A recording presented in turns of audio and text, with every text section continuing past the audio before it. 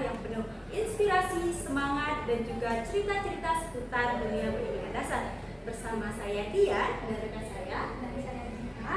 Hari ini kita akan membahas topik yang menurut banyak itu penting banget, tapi bikin mikir keras juga. Ya, kita akan ngobrolin mengenai penilaian berbasis kelas alias PD.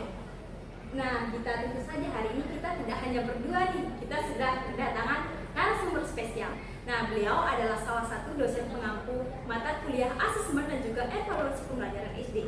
Nah, yuk langsung saja kita sambut beliau, yaitu Bapak Putu Aditya Antara SPD MPD. Selamat datang Bapak di podcast Guru Ceria. Baik, Bapak langsung saja. Jadi banyak guru yang sebenarnya sudah menerapkan penilaian, tapi belum tentu paham mengenai istilah penilaian berbasis kelas. Nah, biar kita semua memiliki pemahaman yang sama, jadi menurut Bapak penilaian berbasis kelas itu apa sih sebenarnya?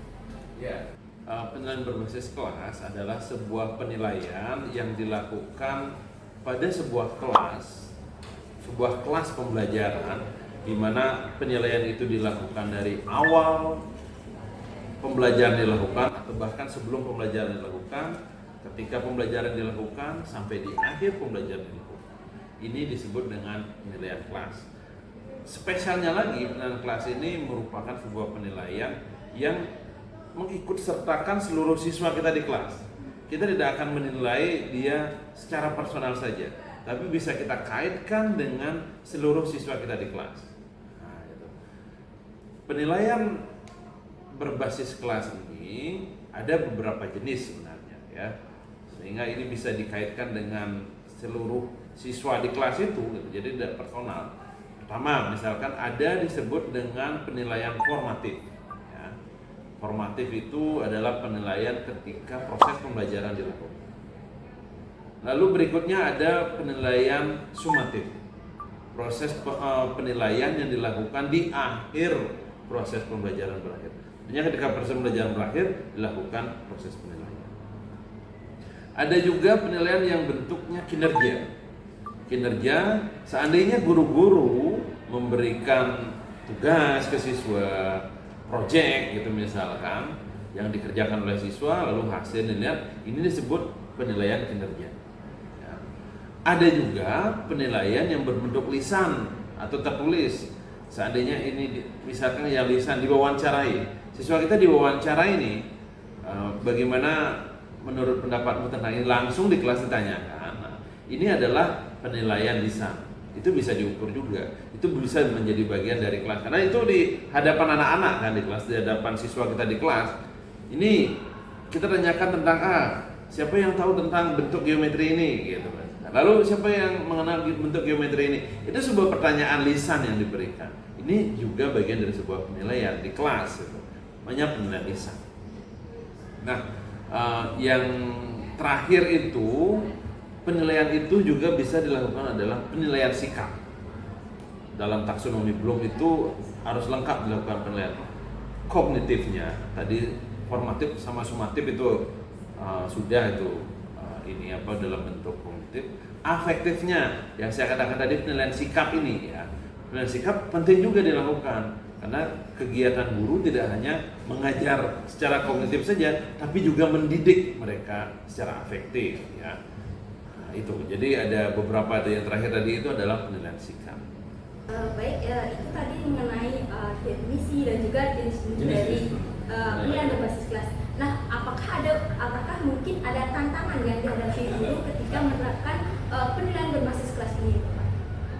Iya, tantangan yang besar sering dihadapi oleh seorang guru ketika dia melakukan proses penilaian adalah siswa itu tidak dalam kondisi yang pas gitu. Maksudnya yang pas itu seperti ini. Jadi kalau kita ketika ingin memberikan soal ke siswa kita, kalau dia dalam keadaan sakit menjawab soal kita, terganggu kan hasil jawaban mereka, ini membuat dia tidak pas. Atau kalau kita memberikan soal ke siswa kita, dia nggak tahu jawabannya, dia nyontek misalkan ke temannya, ini nggak pas juga. Nah, ini tantangan yang harus diperhatikan oleh guru, sehingga tes yang kita berikan penilaian yang kita berikan kepada siswa kita di kelas sesuai dengan apa yang kita inginkan. Karena misalkan dia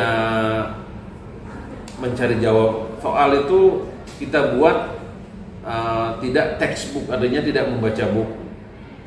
Desainnya adalah non textbook, tidak dengan membaca buku. Nanti kalau dia menjawab tes itu dengan membaca buku, nah ini sudah melanggar aturan kan. Jadi itu tidak tercapai. Maka dari itu guru harus bisa benar-benar mengkondisikan tes yang dia buat dengan kondisi seluruh siswanya. Nah ini tantangannya ini. Berarti solusi dari tantangan tersebut kita harus menyesuaikan keadaan kelas, siswa dan juga tes yang akan diberikan. Iya, harus disesuaikan. Soal yang kita tes yang kita buat atau soal yang kita buat itu harus disesuaikan dengan hal yang ada di kelas. Yang sederhana saja, kita jangan sampai membuat tes, membuat soal, tapi materinya belum pernah kita berikan, itu udah nggak boleh itu, ya. Jadi tidak terasa kita sudah berada di akhir podcast. Ya. Jadi Bapak Aditya, luar biasa sekali obrolan kita hari ini dari definisi penilaian berbasis kelas. Tadi definisi sudah Bapak jelaskan bahwa penilaian berbasis kelas itu adalah proses di mana guru melakukan penilaian selama proses pembelajaran dari melibatkan seluruh siswa di kelas, seperti itu. Di mana tantangan yang di kelas itu, di mana tes itu tidak sesuai yang diberikan, Itu akan membuat tidak bagus. Harusnya tes itu sesuai dengan materi yang sudah diberikan dan sesuai dengan kondisi siswa kita. jadi itu Solusi yang harus kita lakukan berdasarkan tantangan yang disebutkan oleh Diana tadi. Ya. Baik Bapak, terima kasih banyak karena sudah mau hadir di podcast kita kali ini. Semoga banyak orang yang menonton podcast ini mendapatkan wawasan dan juga ilmu pengetahuan yang Bapak berikan kepada kami juga. Kami ucapkan terima kasih kepada Bapak. Jadi untuk sahabat guru ceria, semoga obrolan kali ini memberi semangat dan inspirasi baru dalam mengajar. Sampai jumpa di episode selanjutnya. Dan tetap ceria, tetap belajar. Terima kasih Bapak. Terima kasih sama-sama.